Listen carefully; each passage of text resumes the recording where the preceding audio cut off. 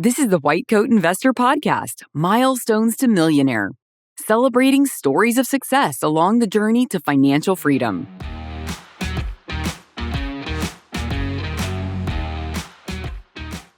This is Milestones to Millionaire Podcast number 196. Surgeon gets back to broke during residency. One of the most underrated financial moves in medicine is working locum tenens. It pays significantly more on average, and you can work locums full-time or on the side of your full-time. And when you work with CompHealth, the number one staffing agency, they cover your housing and travel costs, which on top of higher pay really adds up. Locums also gives you more control of your career, allowing you to go where you want, when you want, with a schedule that works for you. It's the perfect way to get ahead financially while getting focused on what you love. Whether it's locum tenens or a regular permanent position, build your career your way with the power of CompHealth. Learn more at comphealth.com. All right, welcome back to the podcast. We have got a great podcast for you today. You are going to love it. We're going to talk about somebody who's done some great things. It's a relatively early milestone we're talking about today. But I found it really fun to consider this and compare it to what we talked about last week with the decamillionaire who's now gone to part-time work as a radiologist. One other thing I want you to know about is that we are doing a real estate webinar. When I say we, it's going to be mostly me doing it. And this is my opinions about real estate. And I'm going to teach you some things that have led to my success as a real estate investor. We're going to do this on the 12th of November, 6 p.m. Mountain. Okay, so that's 5 Pacific, 8 o'clock Eastern. That's the time that seems to work best for these webinars. I know it doesn't work for everybody. We will record it. We'll make it available to you afterward. But you can sign up for this thing at whitecoatinvestor.com/real estate webinar. I'm going to talk about how to boost returns, lower taxes, and build wealth using real estate. We're going to talk about how current interest rates are impacting the real estate market. We're going to talk about how real estate can fast track your financial freedom. We're going to talk about the pros and cons of the various real estate investment strategies. There are a lot of ways to invest, and you need to choose the right real estate investments for your portfolio and your method of investing in real estate. And then we're going to talk about how to maximize the massive real estate tax deductions that are available. Then we're going to do some Q&A. You can get your questions answered in the Q&A session afterward. So join me live. This is going to be a live webinar, Tuesday, November 12th, 6 p.m. Mountain. See you then. The URL again is whitecoatinvestor.com/real estate webinar. Okay. We're going to do a great interview here. You're really going to love it. But I also want you to stick around afterward. We're going to talk for a few minutes about the basics of real estate investing. So stick around. Our guest today on the Milestones podcast is Neil. Neil, welcome to the podcast. Thank you, Jim. Appreciate you having me. Tell us what you do for a living, how far you are out of training, and what part of the country you live in. All right. So I'm a fifth-year general surgery resident in Michigan, getting ready to do a fellowship next year in minimally invasive surgery, bariatrics, and foregut surgery. And yeah, excited to be here. Awesome. Well, tell us what milestone we're celebrating today.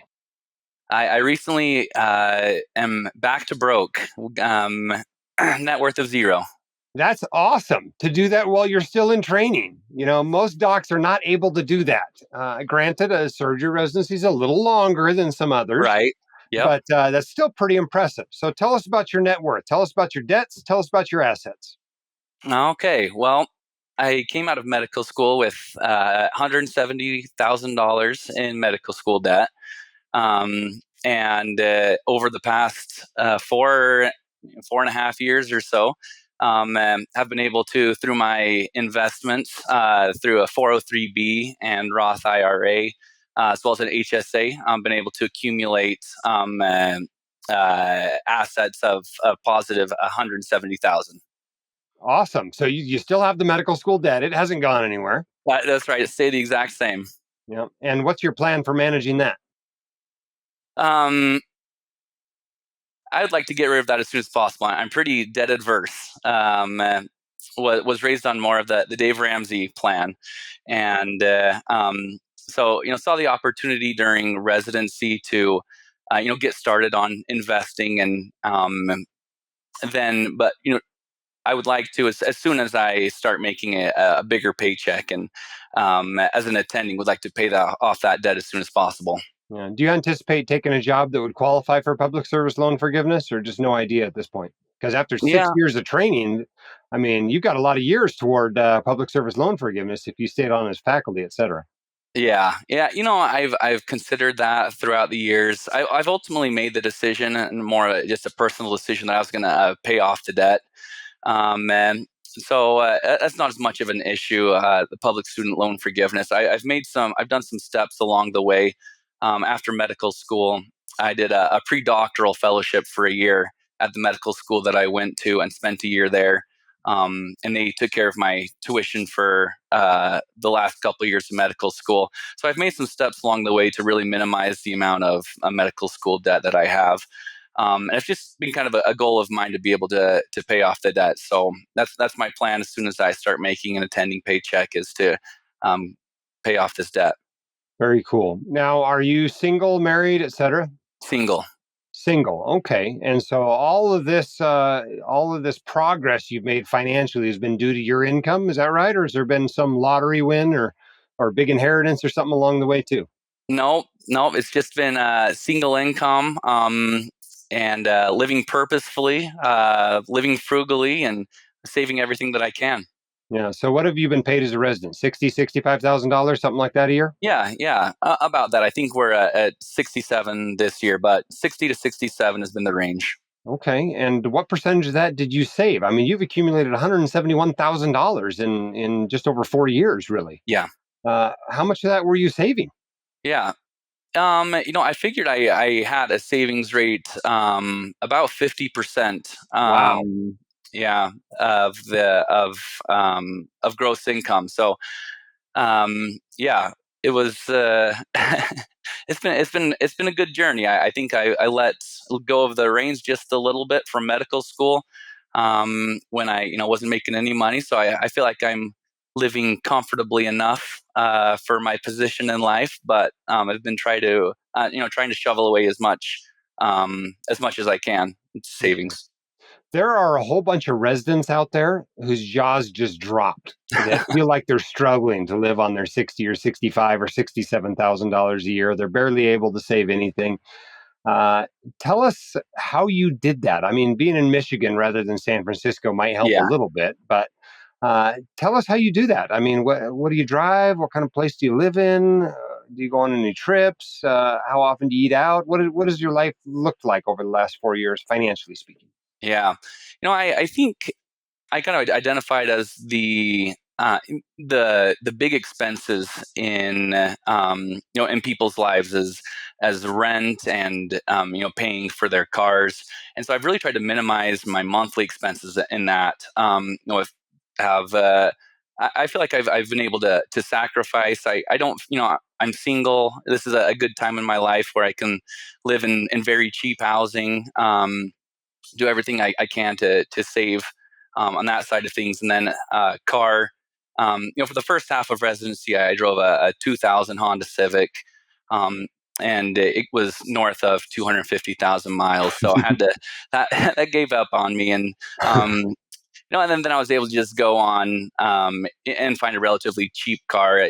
It's not, something that I plan on driving forever. But like I said, uh, kind of being raised with Dave Ramsey principles, driving the beater, and living that way now, so that in the future, when I do have more money, I can spend it however I want. But making the sacrifices now, again, when I'm single and in residency, I think is going to be a whole lot easier than when I'm making a significantly more amount of money.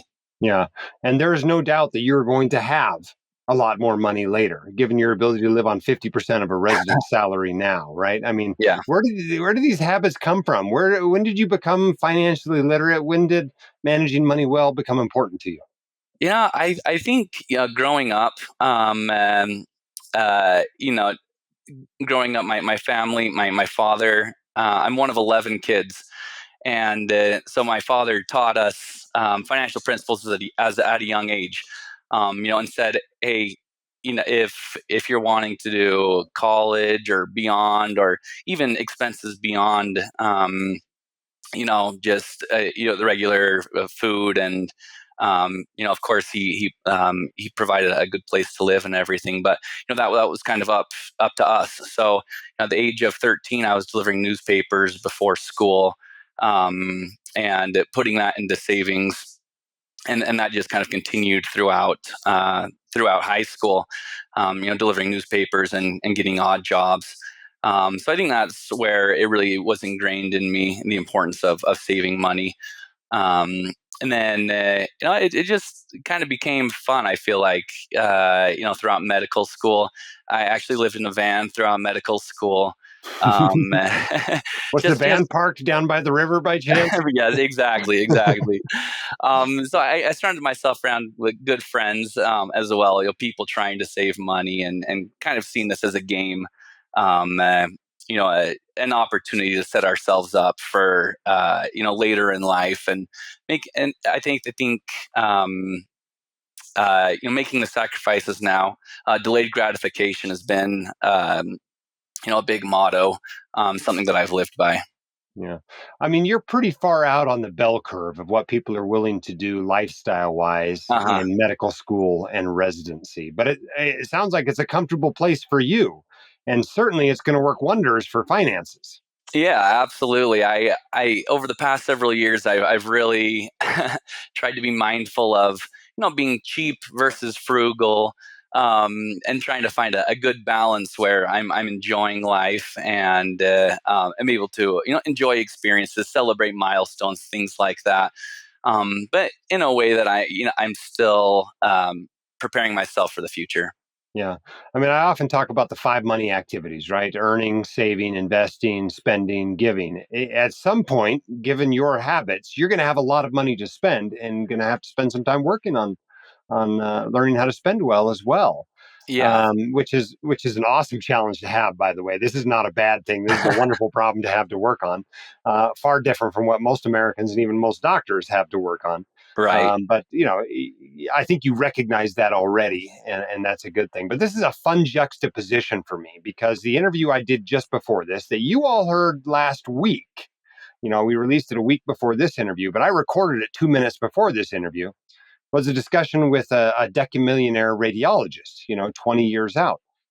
That is the pathway you're on, right? You're going to be at that point, 20 years from now. You're going to be able to do whatever work you want, part time, full time, foreign, whatever you want to do, no work at all, and be a decamillionaire at that point. What have you thought about that? What your future financial life is going to look like, and what changes and you might make at that point?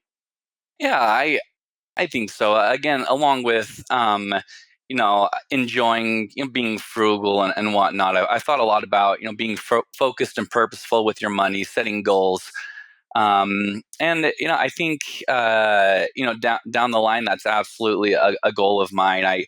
I'm really interested in the more I've been involved with the white coat investor, picking it up in medical school, and really listening to every podcast you put out, and reading all of the articles. I think money has become much more than something that I'm saving at this point. I'd really like to get involved in real estate.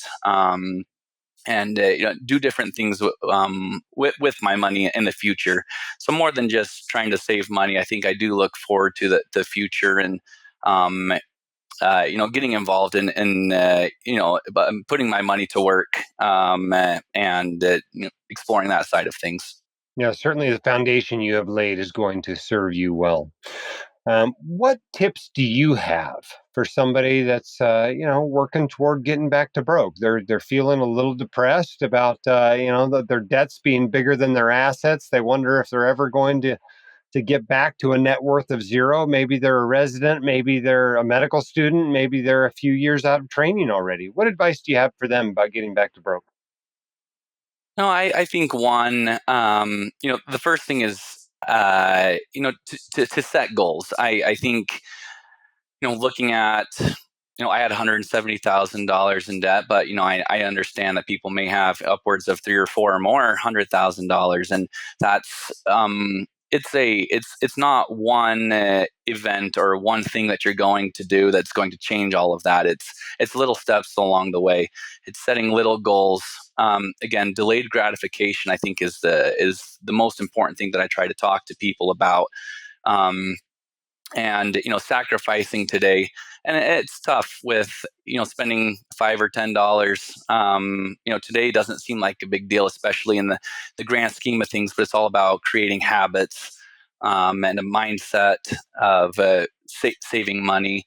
And ultimately, I think you need to have fun things planned for your money as well, things that when I reach this point, when I reach $1 million, I whether it's what am I going to do with my money to celebrate and enjoy my money. So I think it's being purposeful is probably the most important thing for somebody who's who's either just starting residency and has a lot of debt, or someone that's just at the beginning of their financial journey. Yeah. Awesome. I love the emphasis on intentionality. Well, Neil, congratulations to you on your success. It may feel like a very small milestone, a very early milestone, but it is one of the most important. So congratulations to you, and thank you for coming on the podcast to share it and inspire others to do the same. Thanks, Jim. I appreciate you having me. All right. I hope you enjoyed that interview. Sometimes a white coat investor and white coat investor community, and those of you on the Facebook group or the forum or the subreddit, you get this reputation, or, you make fun of people that are a little bit extreme in their financial habits, right? They drive a really old or really inexpensive car, or, they save a huge percentage of their income, etc. But I'll tell you what, there's great power in being an extremist for a little while, right? The beautiful thing about living in what many doctors will consider an extreme way is that you now know exactly what you value, and you can spend money later on what you value. For example, I used to drive really inexpensive cars, before I was wealthy. I bought a car once for $1,850. This is as an attending physician, and I drove it for 4 years. The next car I bought after that was $4,000, and I drove that also for several more years as an attending physician. Now, the car I drive is not inexpensive. It's kind of ridiculous, actually. But it has, every possible safety feature that could possibly be put on a car in 2023, as well as massive towing capacity and all kinds of other cool stuff I love about it. The point of being super frugal is not necessarily to be super frugal your whole life. It's to get yourself into a position where you can live your life in the way you want to do so. Okay. So when I tell people to live like a resident, that's for a period of time of like 2 to 5 years, not forever. I don't necessarily want you to be living like a resident when you're 58. Okay. That's probably not a balanced way to live your life. Likewise, I tell people to, be frugal in what you spend on a car, right? But I don't think a 48-year-old attending buying a car should be looking at the same cars as a 32-year-old attending buying a car, right? You're in a different place financially, I hope, and looking at different cars. I'm a big fan of driving a beater for a while, but I am not a fan of driving a beater for your entire career, right? You're doing it wrong if you feel like you have to drive a beater when you're 55 years old, okay? That's not the way this is supposed to work. So I think it's pretty awesome to look at the two people we had the last couple of weeks on the podcast, right? We've got a decamillionaire who feels like he's spending a lot, spending a couple $100,000 a year. We've got a resident that is, spending half of a resident salary. What may not be entirely clear are these are really the same person or the same type of person 22 years apart. One of these things leads to the other. being very, very frugal and very mindful with how you spend and save and invest and earn your money early on leads to being a decamillionaire 20 years later. It's a very interesting connection, I thought, between two people who've been very successful in different ways.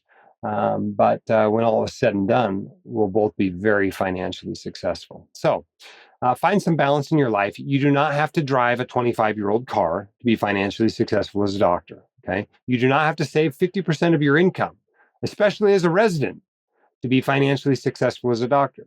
You do not have to be a decamillionaire to be financially successful as a doctor. Figure out what you want in your life. Figure out what's important to you and find a balance between spending money now on current you and saving a little bit of money for future you to also have a nice life.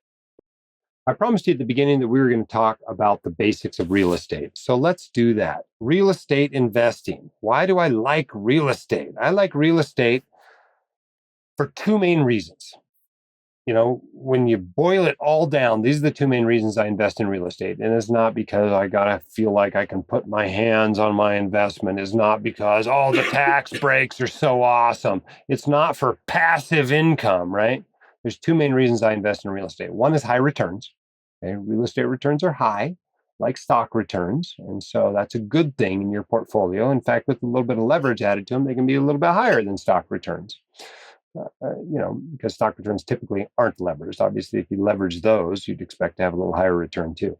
And the second reason is relatively low, low to moderate correlation with the stocks and bonds in your portfolio. I think it's the best of the alternative asset classes out there. So I don't know that I even think of it as an alternative anymore.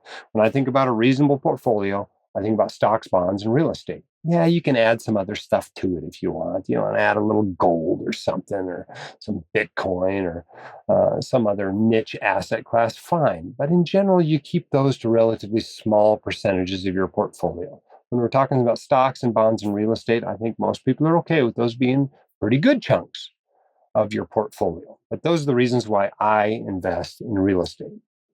Now, the trickiest part about investing in real estate is that you have to learn more than you do to invest in stocks. Let's be honest, stock investing is super, super, super easy, okay? Because the right way to invest is very clear from the data. It's to go get low cost, broadly diversified index funds. Basically, buy all the stocks and hold them forever. And that's how you invest in stocks profitably. It's not hard. It's not complicated. You can buy all the stocks in the world in 30 seconds. You don't have to know a thing about one of the individual companies, right? And you're going to get the market return over, the 2 or 3 decades or whatever you're saving for retirement, and that's going to be enough. That's going to be enough for you to reach your goals. Stock investing, super easy. Real estate investing, not as easy. It's going to take more effort, and I'm sorry. I mean, there is one similar way to invest in real estate that's relatively easy. And that's for people at one end of the spectrum that want maximum diversification, minimal hassle, maximum liquidity. Okay. And that's to go buy an index fund of the real estate companies in the stock market. Okay. So you already have those if you own a total stock market fund. But this would give you a chance to put a little bit more of your portfolio into real estate. My favorite holding there is just the Vanguard Real Estate Index Fund. The ETF version is VNQ. It's almost free, like most Vanguard index funds. And I think there's 120 or something real estate investment trusts that you buy when you buy that.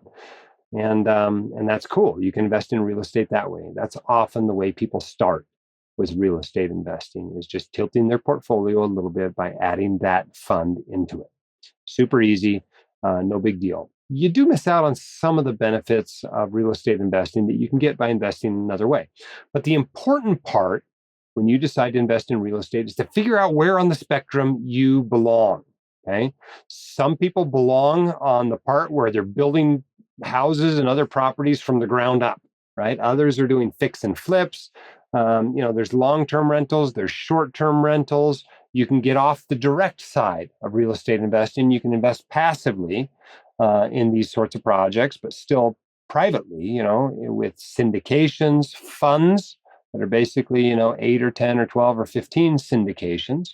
And then finally, on the publicly traded side with REIT index fund like VNQ. the important part is that you match. Those are all reasonable ways to invest, right? You can have a turnkey property and be a good real estate investor. You can be a fix and flipper and be a good real estate investor. You can be investing in syndications and be a good real estate investor. But you've got to match what you choose with you. That's the important part. If you're somebody that does not want to get your hands dirty, you don't want any tenant calls, you don't want to have to, mess with evaluating syndication operators, well, you're probably going to be dealing with mostly publicly traded real estate, maybe a few private funds. On the other hand, if you're the type of person that you're like, well, what's the greatest tax benefit I can get out of this real estate? How high can I get my returns? I want to be able to drive by my investments and show them off to my family. Well, maybe you're going to be somewhere else on the spectrum. Maybe you'll be, a turnkey investor. Maybe you'll be, in short-term rentals. But you've got to match yourself. And so that's a really important aspect of real estate investing, because if you don't, you're going to be unhappy. If you're really a very passive person and you've built some empire of short-term rentals, you're not going to be happy. On the other hand, if you're like, I don't trust anybody else and I don't, I think stocks are paper assets, well, you're probably going to be a lot more on the left side of that spectrum, of that continuum of different types of real estate investing. But none of it's wrong, right? It just needs to match you. Okay, a few other things I think you ought to know about real estate investing.